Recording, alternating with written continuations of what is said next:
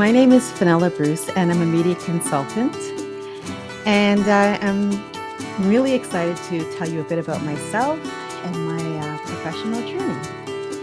So I started off as a journalist. I went to school for my Bachelor of Arts in English at the University of Toronto, and then I went on to Ryerson University, which is currently named Toronto Metropolitan University, and I got my Bachelor of Applied Arts degree in journalism.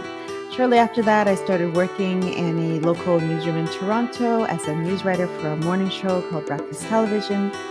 I quickly moved up the ranks. I became a senior writer for the 6 o'clock news and the 11 o'clock news, and then I became a producer.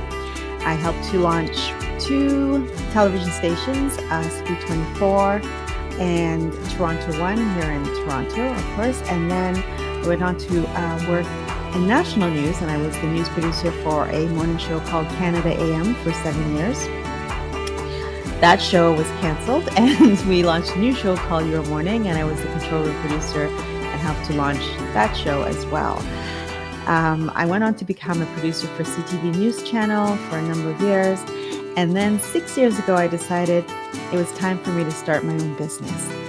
And when I was working as a producer, there were a lot of hurdles I had to face as a woman, as a Black woman, and I was the first Black woman at the first station that I worked at as a producer. So I broke a lot of barriers, I guess I would say, and went into spaces that there wasn't anybody that looked like me. I worked my first job. It was myself and 4 white men sometimes working on the news desk. And as a 23-year-old young Black woman, it was very intimidating, but it really helped to shape the person that I am today.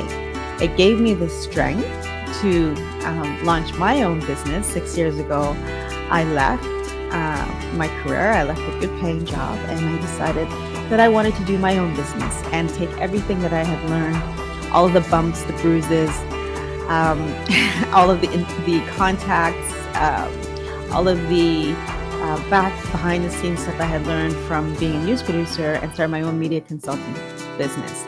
And since I started that 6 years ago, it's been a great journey. It's been a learning journey. I learned how to be an entrepreneur. I learned how to be an accountant, a marketer. I learned how to be a bookkeeper, to do promotions, to do social media. I wore a lot of hats, but that was also part of my journey as a journalist. I had to wear a lot of different hats. I learned how to write. I learned how to use a camera. I learned how to edit. I had to know everybody's job as a producer. So I was used to knowing a lot of multitasking and figuring things out.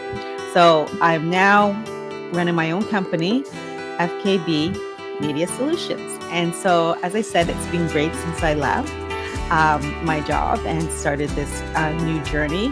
And my media consulting company does a lot of public relations for organizations, nonprofit organizations, corporations, individuals. I have a portal called Find an Expert where I help professionals position themselves as experts in the media. And just recently I launched a speakers bureau, and it's called Find a Speaker. And so I have a lot of speakers now that are looking for me to book them at conferences, workshops, lunch and learns, fireside chats, hosting. Now it's interesting for both of those portals, and for like the majority of my clients, that they come from racialized communities. And I think because there's a comfort level as me being a Black woman, I think that's what's drawn a lot of people to my business. For a long time, for example, public relations was run by white people or by white firms, and people didn't feel comfortable about it. I try to take away the mystery about it, and I really not just work with clients, but I also teach them so that they don't always have to be dependent on me, and I also cannot help everybody. So I do a lot of YouTube videos explaining the media, explaining public relations, so that people can try and do things as well for themselves, little things that entrepreneurs can do to raise their profile and get their business out there. So I really enjoy doing that. And one of the things, I've had a few highlights in my short career as a media consultant. I would say 3. In 2020, I was named the accomplished Black women, accomplished Black Canadian women, of 100 women that were chosen for that year. And then in 2022, I was named Businesswoman of the Year by the Women's Empowerment Awards. And just this year, I received Communicator of the Year for 2020 from the International Association of Business Communicators. So I think I'm on the right track with what I'm doing, because other people are recognizing what I'm doing. And this is the last award I received because a lot of my clients, as I mentioned, are from racialized communities, the majority from the Black community.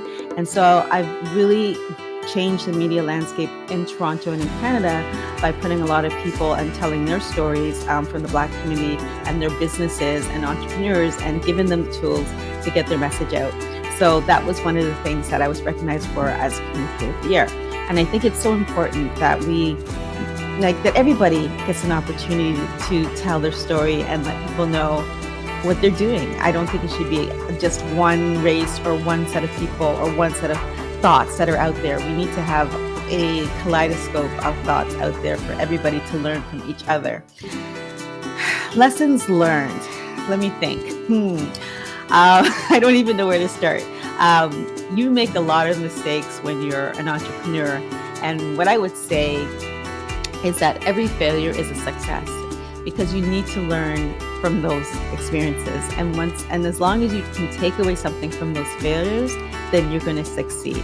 So there are times when I thought, oh my gosh, this isn't going to work, or I tried, like for example, I had an online shop and I was doing some, promotional items, and that wasn't what my audience wanted. And so I had to pull that back and realize, okay, that's not working. That's not what they're coming to me for. So lesson learned. Oh my gosh, I can't even think of the gazillion lessons that I've learned along the way. I've learned to outsource, that I cannot do everything, that the things that I can do really well, I should do those things. And the things that maybe I can do it, but it's time consuming for me, and there's someone who could probably do it a lot faster, I should outsource it to them. So I try to think smart in that way and figure out, what is my time worth? Is it worth me spending time doing this, or is it better for me to pay somebody and spend my time doing something else that's valuable to me and valuable to my business? I would think that would be one of the best lessons that I've learned. So finally, my advice to other women entrepreneurs: go for it. Bet on yourself. It was the best decision I ever made, was leaving to run my own business, because I bet on myself. And I felt in my career was getting recognized and the credit for the work that I was doing. I felt like I wasn't getting that in a corporation, but when I went out on my own and people saw what I was capable of, I felt a sense of accomplishment. And I felt like, yes, I knew I could do it all along, and now everybody else knows I can do it.